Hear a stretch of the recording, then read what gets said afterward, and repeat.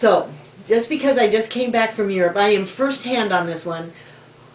All of these churches are built on top of the vortex high-powered energy sources. When you watch some of the History Channel and it talks about the Knights Templars building all these churches, they built them on pre-existing sites. I cannot believe that the ancients were so incredibly brilliant that they knew where all these energy sources were, and that's where they put their temples. So they were so in tune with the earth and all the elements and the sacred fire. They could feel exactly where all these spots were. So it wasn't the Knights Templar, even though they had the Masons build these churches. They built them on pre-existing god and goddesses temples. Okay? And on the show they said, oh, they're all pagan. Well, when you go to Europe, and you have to understand that the men that built this understood the Kabbalah. They were Rosicrucian trained, built this thing. And there are gods and goddesses all over Europe. This is not bizarre. This is the way it is.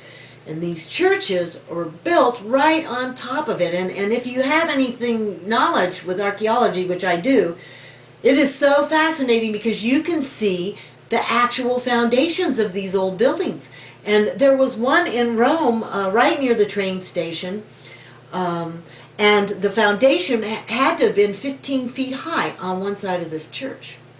And it was huge boulders laying on top of each other. It wasn't like the Peruvian where everything was cut, you know, very, very nice. These are big clumps of rock. And instead of tearing it all down, they just lined their cut stones right up against the pre-existing foundations. So you can see exactly where these temples were. This is a part of their culture. Okay, everywhere in Europe you've got Neptune and Poseidon, huge, huge, huge. Of course, water is so important. It's not only rebirth, but you have to drink it. So, has a lot of fish in it. There's a lot of food. Water was important. The weather, when you're a sailing community, very, very important. Gods were important in those days. This is the culture. This is the background. This is the art. This is the soul. This is the education of the people that made the statue, the Goddess of Liberty. Okay, and it is a machine. It is not just something pretty to look at. They are really very, very brilliant people. And if you really want to understand it, you need to get into sacred geometry and go over every aspect of this, because even here, all of these parts are sacred symbols to help activate all of the dimensions. There is not one part of this that isn't part of the machine that has helped sending out the energy to help transform you and let you go of the old world so you can come into the new world, which became the United States. So that's how you read symbols. That's how you read these monuments. Number one, you go back to the people who created them and find out what their educational training is, because they're the ones that designed it. Okay?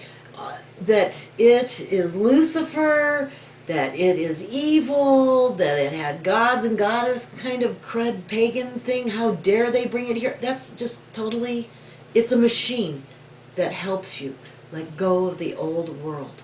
It is so important now because we are going into the new world here in a couple years. We need to let go of the old world.